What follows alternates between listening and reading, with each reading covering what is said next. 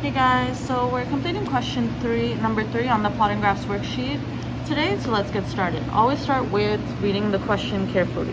It says, base your answers to the following questions on the data table below, which shows the average date of the first breakup of ice on the Tanana River at Nanana, Alaska, 65 degrees north, 149 degrees west. The average date of the first ice breakup is shown for 4 decades. So I'm seeing the decades and I'm seeing the average date of the first ice breakup for each decade. And it says on the grid below, construct a bar graph of the average date of the first ice breakup for each decade shown on the data table. Now it's asking me to create a bar graph. So I noticed that I have the decade on the x-axis and the date of the ice breakup on the y-axis. So what I'm going to do is just start shading.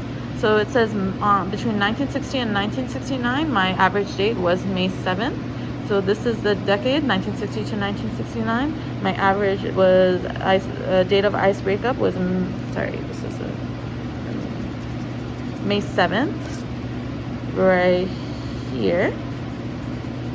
I'm going to draw a line, and then I'm just going to shade from top to bottom to create a bar. Doesn't have to be a crazy shading, just some light shading to show that this is the bar. Okay, so for the next decade, 1970 to 1979, my average date is May 5th. So I'm going to go up. Here's May 5th. I'm going to draw a horizontal line here to mark the boundary. So I'm just going to shade from top to bottom and create a nice bar. And if you continue doing that, you should end up with something that looks like this. And that's it.